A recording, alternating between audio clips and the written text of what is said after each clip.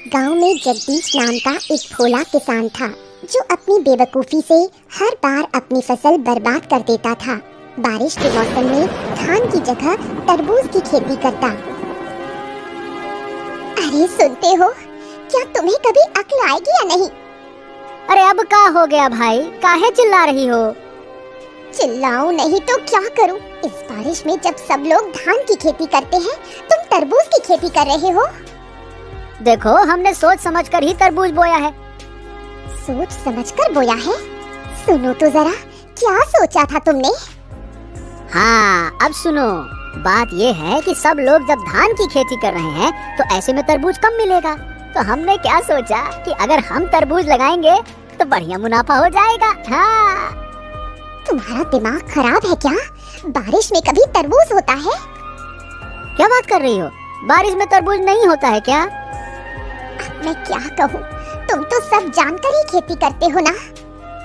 अरे ऐसे काहे कह रही हो? पहले बता दिया होता तो हम तरबूज लगाए भी नहीं करते। तुम्हें पहले मैं कैसे बताऊं? क्या तुम मुझसे सलाह लेते हो कभी? हाँ, अब रहने दो, ज्यादा डांटो नहीं। आगे से ऐसा हम नहीं करेंगे। जाओ यहाँ से, मेरी नजरों से दूर हो जा। जगदीश की एक बेटी थी, नाम था दिव्या। दिव्या बहुत ही समझदार लड़की थी। वो गांव भर में घूम घूम कर लोगों की मदद करती थी। सुबह जब वो बुढ़िया के घर के सामने से गुजर रही थी तो देखा कि वो बुढ़िया रो रही है। अरे बूढ़ी माँ, आप रो क्यों रही हैं? क्या हुआ? मत पूछ बेटी, मेरे रसोई घर की छत गिर गई है। अब मैं क्या करूँगी? छत गिर गई? किसी से मदद मांगिए ना। कई लोगों से मांगी पर कोई मदद करने को तैयार नहीं। क्या मदद करने से कोई नुकसान हो जाता? रुको, मैं देखती हूँ क्या किया जा सकता है। बूढ़ी माँ, अब आप दूसरे सिरे को पकड़ो, मैं ऊपर उठाती हूँ। छत ऊपर चढ़ा देंगे। दोनों के प्रयास से छत वापस जगह पर लग जाती है। बुढ़िया बहुत खुश हो जाती है। वाह, तेरी अक्ल तो कमाल की है। तेरी वजह से मेरा रसोई घर ठीक हो गया। मैं हूँ ना माँ, जब भी जरूरत हो बस मुझे बुला लेना। खुश रहो बेटी, सदा सुखी रहो। हाँ माँ, आप लोगों की दुआओं की वजह से ही मैं अच्छी हूँ। अब चलती हूँ, माँ चिंता कर रही होगी। ठीक है बेटी, ध्यान से जाना। हर दिन ऐसे कामों के लिए दिव्या को माँ की डांट सुननी पड़ती है। आज भी कुछ अलग नहीं हुआ। ठहर जा, वहीं खड़ी रह। बता, कहाँ गई थी तू पूरे दिन? माँ, मैं थोड़ी देर गांव में घूमने गई थी। तुम जानती हो मैं घर पर ज्यादा नहीं रहती। यही तो पूछ रही हूँ कि तू घर में क्यों नहीं रहती? क्या तुझे घर का कोई काम नहीं? घर का काम करने के लिए तो आप हो ही। मैं तो गांव वालों के काम में मदद करती हूँ। गांव वालों के काम करके तुझे क्या मिलता है? माँ, मुझे उनका प्यार और आशीर्वाद मिलता है। लोगों की मदद करने से बहुत सुकून मिलता है। बस कर, छोटी सी उम्र में इतनी बड़ी बड़ी बातें। अभी 15 साल की है और बात करती है जैसे 80 की बुढ़िया हो। रहने दो माँ, आज मत डांटो ना। तेरे बाप बेटी को लेकर मैं बहुत परेशान हूँ। एक है बहुत बेवकूफ, दूसरा बहुत चालाक। जरूर पापा ने फिर कोई बेवकूफी की है, उसी का गुस्सा मुझ पर निकाल रही हो। क्या करूं मैं? तू खुद देख घर की हालत। गांव के इतने लोगों की समस्या हल कर दी, अब तक पापा को ठीक नहीं कर पाई। क्या कहूं, मेरी तो किस्मत ही फूटी है, तभी तो तेरे बाप के घर आई। अच्छा, अब मुझे खाना दो, बहुत भूख लगी है। दिव्या कभी अपनी माँ की बातों को गंभीरता से नहीं लेती। उसे गांव के अच्छे कामों में ही सुकून मिलता है।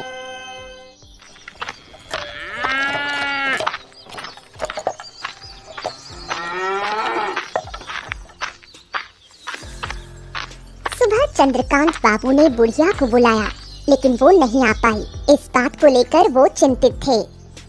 क्या हुआ बुढ़िया? मैंने तो तुझे सुबह बुलाया था ना, तू अब आ रही है? क्या मेरी बात की कोई कदर नहीं है क्या? ऐसी कोई बात नहीं बाबूजी, दरअसल मैं थोड़ी परेशानी में पड़ गई थी। परेशानी में? क्या हुआ था? मेरी रसोई की छत गिर गई थी, उसे ठीक करने में लगी रही। अच्छा, तो अब छत ठीक हो गई? हाँ हाँ हाँ, हो गई। मैंने बहुतों से मदद मांगी, लेकिन किसी ने नहीं की। तो फिर तूने अकेले ठीक की? नहीं बाबूजी, मैं अकेले नहीं कर पाई। जगदीश की बेटी ने मदद की। वही छोटी सी लड़की जो दिन भर गांव में घूमती रहती है? हाँ बाबूजी, वो छोटी जरूर है, लेकिन बहुत समझदार है। गांव के लोगों की बहुत मदद करती है। ऐसा है क्या? बिल्कुल, उसके जैसा कोई और बच्चा इस गांव में नहीं। अच्छा लगा सुनकर। कभी उसकी समझदारी की भी परीक्षा लूंगा मैं। जरूर देखिए, बच्ची बहुत तेज है। जहाँ भी जाती है समाधान लेकर ही लौटती है। बुढ़िया की बात सुनकर चंद्रकांत बाबू को ईर्ष्या होती है। उसे अपनी बेटी देवांशी दिव्या के सामने बहुत छोटी लगने लगती है।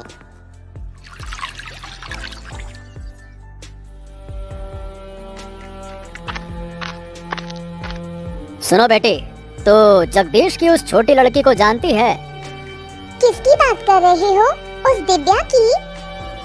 हाँ, उसी लड़की की बात कर रहा हूँ। जानती है ना तू? हाँ, नाम और चेहरे से जानती हूँ, लेकिन कभी आमने सामने बात नहीं हुई। अरे बेटा, लोग कह रहे हैं कि वो बहुत ही समझदार है। पूरे गांव की समस्या वही लड़की हल करती फिरती है। क्या कह रहे हो पिताजी? ये कैसे हो सकता है? उसकी उम्र ही कितनी है? ऐसा है क्या? अब मुझे भी तो बड़ा अजीब ही लग रहा है, लेकिन जो कुछ लोगों से सुना है, अब देखो वो झूठ नहीं लगता। लोग उस लड़की की तारीफ कर रहे हैं। तारीफ कर रहे हैं कि क्या बात कर रही हो?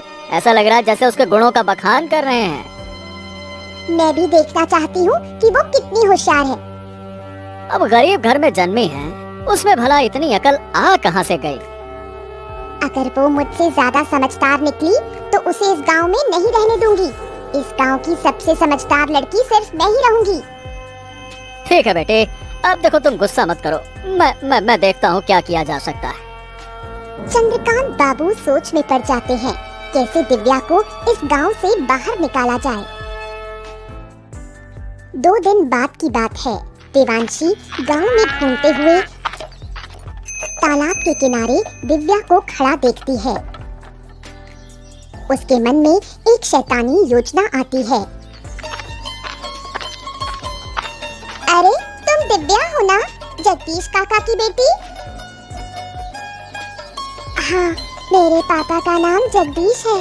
तुम कौन हो? ओहो, तुम मुझे पहचानती नहीं? मैं चंद्रकांत बाबू की बेटी हूँ। ओह, तुम चंद्रकांत बाबू की बेटी हो। तुम्हारे बारे में बहुत सुना है, लेकिन कभी देखा नहीं। देखोगी कैसे? मैं तो ज्यादा बाहर निकलती ही नहीं। तुम्हारे बारे में भी बहुत सुना है। तुमसे मिलकर बहुत अच्छा लगा। सुना है तुम बहुत समझदार हो।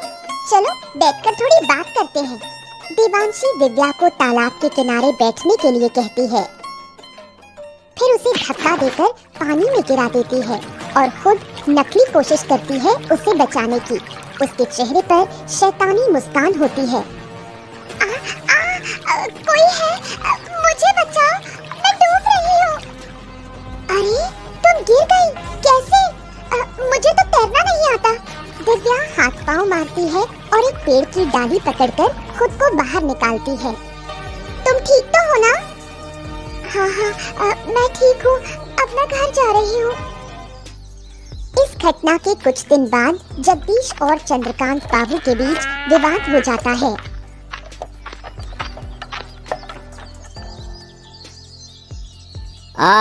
क्या हाल है जगदीश? कैसे जा रहे हैं तुम्हारे दिन? अरे आपके आशीर्वाद से सब ठीक चल रहा है बाबू, पर आप अचानक से हमारे घर में क्या हो गया? देखो, मुझे जमीन की जरूरत है, उसी सिलसिले में बात करने आया हूँ। जमीन के मामले में हम आपकी मदद भला कैसे कर सकते हैं? देखो ऐसा है, जो जमीन मुझे चाहिए वो तुम्हारी है। तुम्हारी जमीन के बगल में मेरी जमीन है। लेकिन बाबू, मैं आपको अपनी जमीन क्यों दूं? अरे भाई, उसके बदले में पैसे दूंगा, इसलिए और काहे के लिए। मुझे तुम्हारी जमीन की सख्त जरूरत है। लेकिन मेरे पापा आपको जमीन क्यों देंगे? वो जमीन बेचने वाली नहीं है। अरे तू बीच में काहे बोल रही है? तुझे क्या समझ है इन बातों की? ये बड़े लोगों की बात है। तू चुप रह। जगदीश, तेरी बेटी मेरा अपमान कर रही है। हैं? अपमान? ना ना ना ना बाबू, वो तो बच्ची है, उसकी बातों का बुरा मत मानिए। मैं भले ही छोटी हूँ, लेकिन जो कह रही हूँ वही सही है। मेरे पापा आपको कोई जमीन नहीं देंगे। मैं तेरे घर खुद आया और तेरी बेटी ने मुझे अपमानित किया। इसका अंजाम तुझे भुगतना होगा।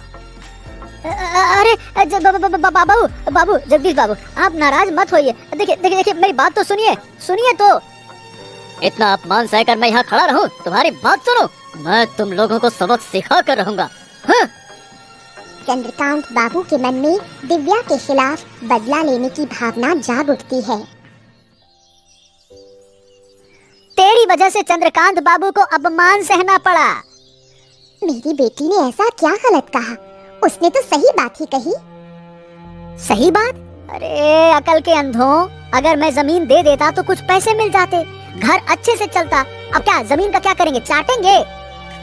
माँ, पापा को जरा समझाओ ना। तुझे लगता है मैं समझा नहीं रही? उनकी समझ में कुछ आता है? चुप रहो तुम दोनों। तुम दोनों माँ बेटी मिलकर हमारा घर बर्बाद ही करके रहोगे लगता है। क्या कहा? मैं अपना घर खुद बर्बाद कर रही हूँ? और नहीं तो क्या, ऐसे अपशगुनी लड़की को घर में रखना चाहिए क्या? नहीं रखेंगे तो क्या करेंगे? घर से निकाल देंगे? अगर बेटी घर का भला नहीं चाहती है ना, तो उसे निकाल देना ही ठीक है। अगर मेरे होने से इतनी परेशानी है तो मैं ही घर छोड़कर जा रही हूँ। अरे हाँ हाँ, जा जा जा।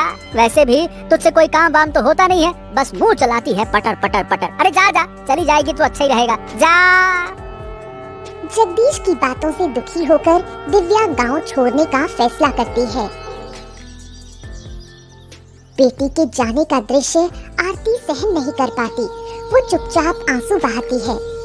माँ, रो मत, मुझे बिल्कुल अच्छा नहीं लग रहा। तू हमें छोड़कर चली जाएगी और मैं रोऊंगी नहीं। क्या मुझे दर्द नहीं होता? अगर आपको सच में दर्द होता तो आप पापा को पहले ही सुधारती। तू जानती है तेरे पापा समझदार नहीं है, वो थोड़े भोले हैं। पापा भी जानते हैं कि वो भोले हैं, फिर भी मुझे क्यों डांटा? वो समझ नहीं पाए तो बुरा मत मान। माँ, मैंने फैसला कर लिया है, मैं इस गांव में अब नहीं रहूंगी। हमें छोड़कर तू कहाँ जाएगी? कैसे रहेगी? क्या हमें तेरी चिंता नहीं होगी? चिंता का कोई फायदा नहीं माँ, मैं अपना रास्ता खुद बना लूंगी, मैं ठीक रहूंगी। मत जा बेटी, मत जा, मुझे छोड़कर मत जा, मैं तेरी माँ हूँ। एक दिन लौट कर आऊंगी माँ, और तेरे सारे दुख दूर कर दूंगी। तू आएगी तो मेरा दुख और बढ़ेगा, ये तू समझ नहीं पा रही। माँ, मैं जानती हूँ संतान को खोने का दर्द क्या होता है, लेकिन मुझे जाना ही होगा, मुझे मत रोको।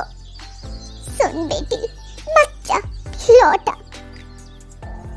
कई साल बीत जाते हैं। चंद्रकांत बाबू जगदीश को बेवकूफ बनाकर उसकी सारी जमीन धीरे धीरे हड़प लेते हैं। देखो जगदीश, अब तुम्हारे पास कोई जमीन बाकी नहीं बची है। तुम सारी जमीन हमें बेच चुके हो। अब क्या कहें बाबू, बेचते बेचते पूरी जमीन बिक गई, पता ही नहीं चला और हमारी जमीनें खत्म हो गई। क्या करें? अरे सुनो तो इसे, ऐसे कह रहा है जैसे पूरे गांव की जमीन ही दे दी हो इसने। अब जब सब कुछ बेच ही दिया है तो आप फिर मेरे पास क्यों आए हैं? क्या सब कुछ? अरे भाई, क्या तुम सब कुछ का मतलब समझते हो? अरे बुड़बक, उस सब कुछ में तुम्हारा एक घर भी शामिल है। हैं? ये क्या कह रहे हैं बाबू? मैंने ये घर भी आपको बेच दिया क्या? मुझे तो ऐसा कुछ याद नहीं आ रहा। याद नहीं आ रहा? अरे जरा ध्यान से सोचो, आखिरी बार जब पैसे लिए थे ना, तब कुछ ज्यादा ही लिए थे। याद करो, याद आया ना? याद आया ना? हाँ हाँ, पैसे तो ज्यादा लिए थे, लेकिन जमीन भी तो आपको ज्यादा ही दी थी ना बाबू। हाँ, तो उसी जमीन में एक घर भी शामिल था, समझे? क्या बात कर रहे हैं? तो अभी घर हमको छोड़ना पड़ेगा? बिल्कुल, मैं अपनी जमीन पर तुम्हें क्यों रहने दूं? बिल्कुल नहीं रहने दे सकता। चलो। हैं? लेकिन हम ही घर छोड़ देंगे तो जाएंगे कहाँ बाबू? अरे कहाँ जाएंगे हम क्या बताएं? अरे जाओ जहाँ जाना है, फालतू की बात न करो मुझसे। लेकिन ये घर छोड़ना पड़ेगा तुम्हें, समझ गए? ठीक है बाबू, हमको कुछ दिन का समय दे दीजिए, फिर हम घर खाली कर देंगे। हाँ ठीक है, जल्दी खाली कर देना। जगदीश अब भी कुछ नहीं समझ पाया। चंद्रकांत बाबू उसे देखकर मन ही मन बहुत खुश होता है और उसे कुछ दिन का समय देता है।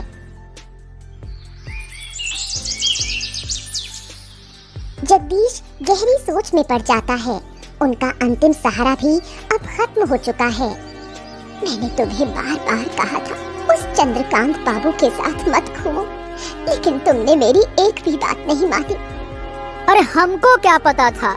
अरे गिन्नी, अगर पता होता तो मैं उसके साथ उठता बैठता क्या?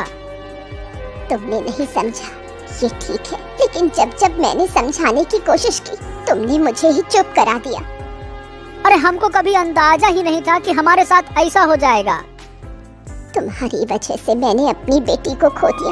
वो तो शुरू से ही विरोध कर रही थी। हाँ, अब जाकर समझ में आ रहा है कि मेरी बिटिया सही कहती थी। मैंने नाहक उसे गलत समझा इतने साल। क्या करूं, मेरी अकल ही मारी गई थी। तुमने उसे घर से निकाल दिया, अब उसका पाप तुम्हें भुगतना पड़ रहा है। मैं और सजा भुगतने को तैयार हूँ। मेरी बेटी न जाने कहाँ होगी, किस हालत में होगी। मुझे माफ कर दो मेरी बेटी। अब रोकर क्या फायदा, सोचो अब आगे कहाँ जाएंगे। अरे अब तो कुछ सोचने की शक्ति ही नहीं रही, कहाँ जाएंगे, क्या करेंगे। तुम्हारे दिमाग में कभी कुछ चलता ही कब था। सारा झंझट मुझे ही सहना पड़ा है, अब मैं क्या करूं? चिंता मत करो गिन्नी, हम कुछ उपाय सोचते हैं। जगदीश और आरती का जीवन अब अनिश्चितता के अंधकार में डूब गया। दिव्या गांव लौटकर गांव के विकास के लिए प्रयास शुरू करती है। उसकी मुलाकात आनंद नाम के एक शिक्षित युवक से होती है। सुना है आप 2 दिन पहले गांव लौटी हैं और गांव के भले के लिए काम करना चाहती हैं। हाँ, आपने ठीक सुना। क्या आपको कोई आपत्ति है? अरे नहीं, कैसी बातें कर रही हैं? मैं तो खुद किसी ऐसे व्यक्ति की तलाश में था। फिर तो और भी अच्छा। दरअसल मैं भी काफी समय से गांव के विकास के लिए कुछ करना चाहता था। अब आपको पाकर अच्छा लग रहा है।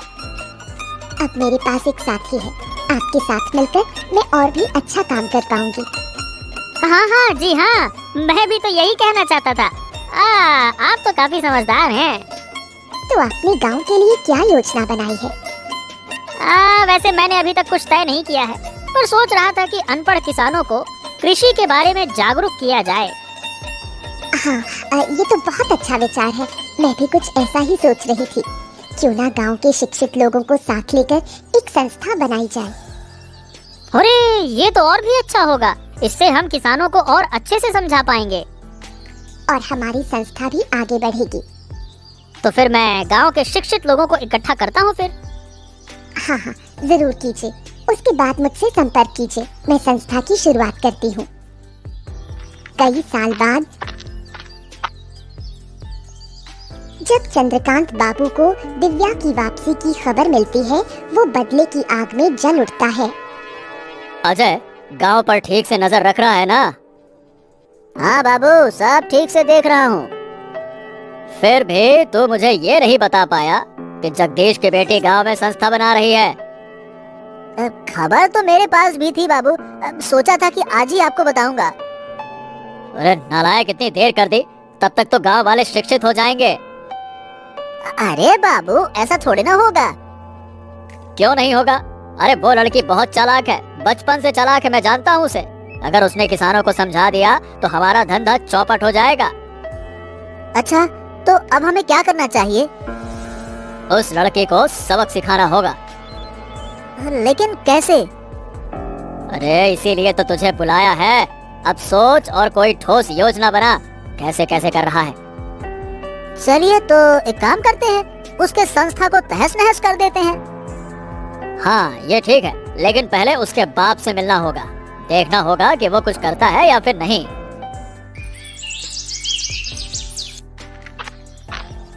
जब चंद्रकांत बाबू जगदीश के घर पहुँचे तो जगदीश थोड़ा डर गया। उसने सोचा चंद्रकांत बाबू शायद उसे घर से निकालने आए हैं। प्रणाम प्रणाम बाबू, आइए आइए आइए, अंदर आइए, बैठिए बैठिए बैठिए।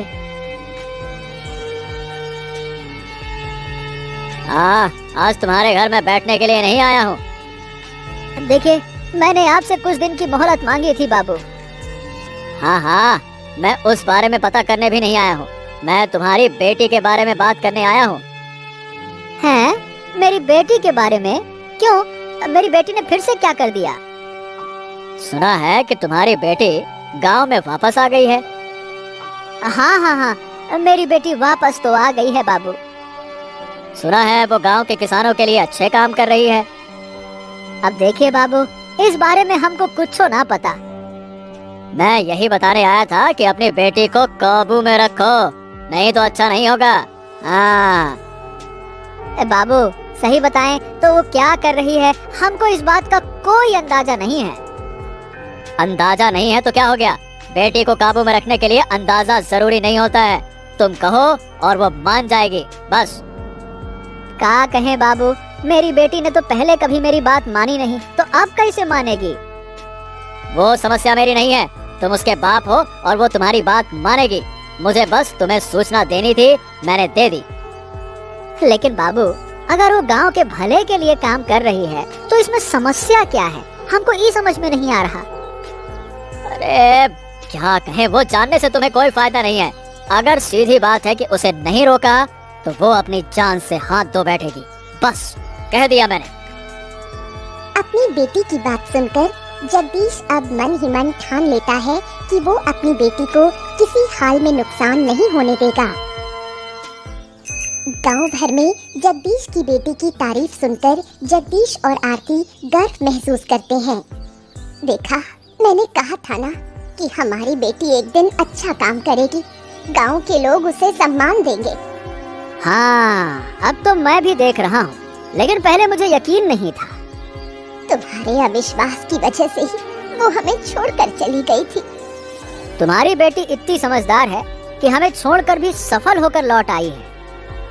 मुझे अपनी बेटी पर कितना गर्व हो रहा है, ये मैं बता नहीं सकती। मुझे भी कम गर्व नहीं है अपनी बिटिया पर। अरे गांव में निकलते ही सब लोग कहते हैं, वो देखो दिव्या के पापा जा रहे हैं। तो फिर मानते हो कि मेरी बेटी अच्छा काम कर रही है? हाँ, कर तो रही है, लेकिन अब लोग उसे रोकने के लिए उठ खड़े हुए हैं। वो लोग उससे जलते हैं, लेकिन मैं अपनी बेटी को कोई नुकसान नहीं होने दूंगी। अब मैंने भी मन बना लिया है भाग्यवान, जो हमारी बेटी को नुकसान पहुंचाएगा उसको हम छोड़ेंगे नहीं। देखो, चंद्रकांत बाबू का साथ मत देना, मेरी बेटी शुरू से ही सही थी। मैं समझ नहीं पाया ना गिन्नी, यही तो मेरी गलती थी। अब क्या कहें? अब इन बातों को छोड़ो, अब हमें अपनी बेटी को बचाना है। चलो कोई बात नहीं, तुम चिंता न करो, मैं उसे हर हाल में बचाऊंगा, आखिर हमारी बेटी है वो।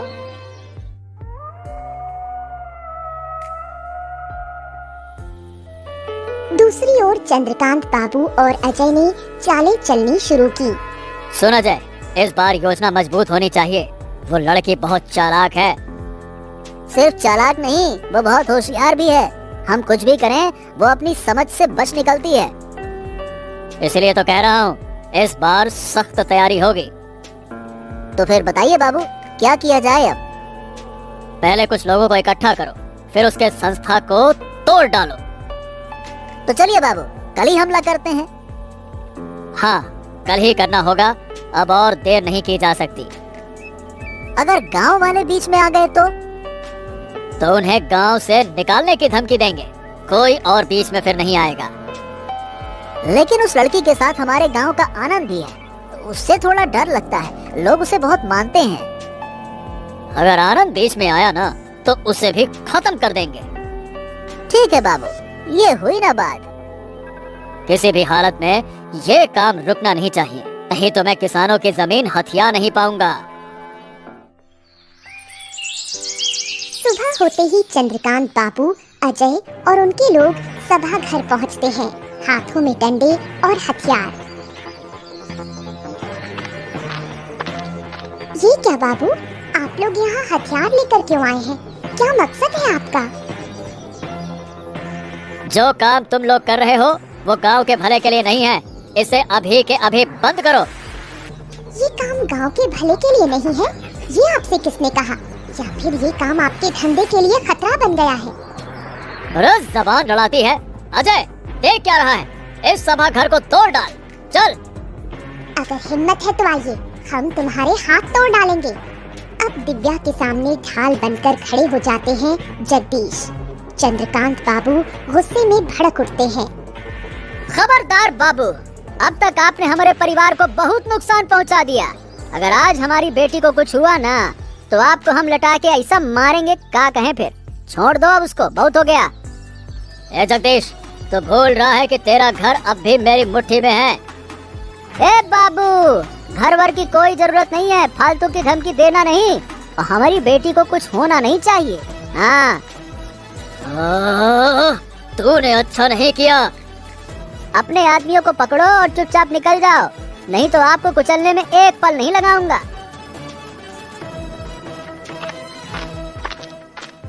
ए बेटा, हमका माफ कर दे, हमने तुम्हें अपनी बेटी नहीं समझा। अरे बाबा, आप ऐसा क्यों कह रहे हो? आप तो मेरे पिता हो। लेकिन फिर भी आप कोई लेकिन नहीं। अब हम सब मिलकर गांव की भलाई के लिए काम करेंगे।